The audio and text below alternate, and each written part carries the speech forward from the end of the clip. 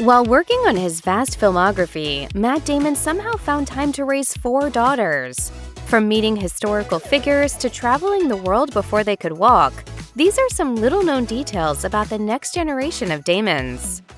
Matt Damon's meet-cute with wife Alexia Barroso reads like a rom-com. The actor was shooting 2003's Stuck on You in Miami, Florida, when one night he and the crew hit up a bar in South Beach. Barroso was employed as a bartender, and when fans began swarming Damon for photos and autographs, he hid behind her bar. Recalling the evening to Vogue, she shared that once he was back there, he confessed that he wanted to get to know her. Not exactly appreciative of the fact that he was in her workspace, she recalled, "I put him to work with me. I said, you know, if you're going to be back here, you can't just be standing there." Damon obliged and began mixing drinks alongside her. Recalling the events years later, she looked back at the evening fondly. However, before their relationship could get too serious, there was one important test he had to ace. Barroso was a single mom to then 4-year-old daughter, Alexia Barroso. So when Damon invited her to keep partying, she declined. Barroso recalled that upon telling Damon about her child, his reaction was somewhat unexpected. She explained, "He said, 'I love that you're a mom and that's your priority. Some guys might have been different. They might think it's complicated, but for him it wasn't.' Since then, he's embraced the role of stepdad.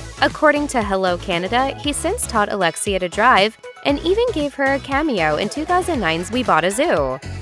Damon and Alexia tied the knot in 2005 and welcomed their first daughter together, Isabella Damon, in June 2006. Not long after, the actor began shooting The Bourne Ultimatum in Europe, and his new daughter was never far away. Damon told People the one complication that came with bringing his daughter with him as he filmed was that he was never really able to sleep when he went back to the hotel to see her. However, Damon also told the publication this may have helped him get into character, saying, "The director said about halfway through filming it was really helping the characterization of Bourne that I wasn't sleeping at all because I looked really haggard and I was in some kind of existential pain." I doubt that. Even so, little Isabella traveled with Dad to every single Bourne location. Days before her first birthday, Matt told a British outlet that her passport already had 11 stamps. Matt Damon may be an Oscar winner who starred in some blockbuster films, but Isabella is less than impressed by his body of work.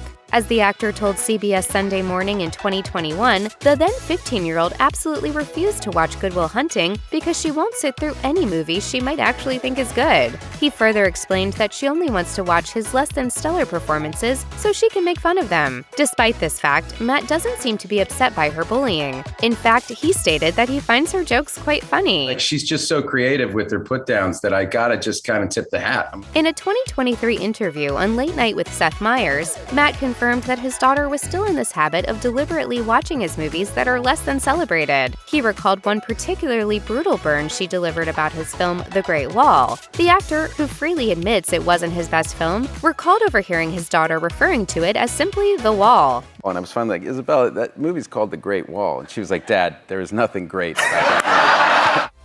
In August 2008, Matt Damon and Alexia Barroso welcomed their daughter Gia Damon. Speaking with USA Today, Damon announced the monumental event meant he was taking some time off to focus on his family. However, around the same time, he also launched a charitable project when he brought Canada's 1x1 Foundation to the States. As the charity is largely about helping children, Matt admitted fatherhood may have influenced his decision. He explained, "Something does shift when you have a child of your own. It's hard not to look at every child as somehow connected to you." Gia's tie to good causes continued in 2010 when she accompanied her dad to the set of Invictus in Cape Town, South Africa.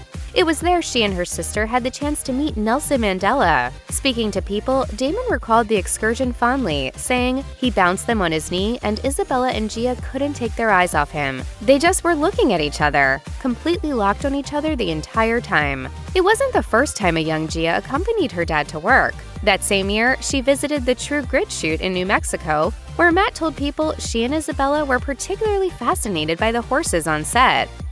The Damon household grew for a third and final time in 2010 when Alexia gave birth to Stella Damon. She was born that October just as the actor was busy promoting his films Hereafter and True Grit. As he joked with Entertainment Weekly, balancing a busy career with such a big brood wasn't always smooth sailing. It seems that Stella had officially pushed her parents over the edge. As Damon told the outlet, "We came home from the hospital the other night and we were up with the baby and the alarm went off and I realized, oh I've got to take the other kids to school. Their lives don't stop because we had a baby, so it's a little relentless, but I mean that in a good way. He shared a similar sentiment with Hello Canada, admitting that his life had been pretty hectic since Stella's birth. Not only was she born several weeks early, but she also forced her parents to completely reshuffle their routines. Despite the chaos, he assured the publication he wouldn't want his life any other way.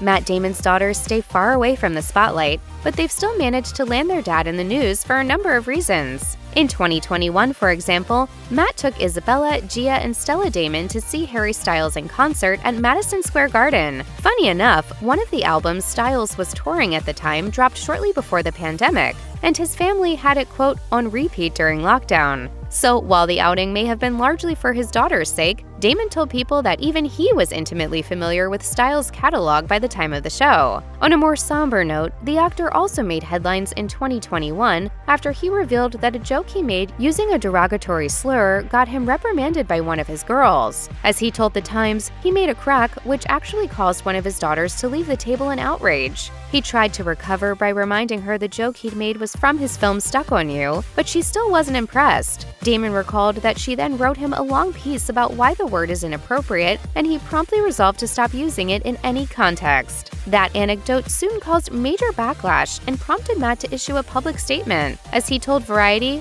"I have never called anyone in my personal life.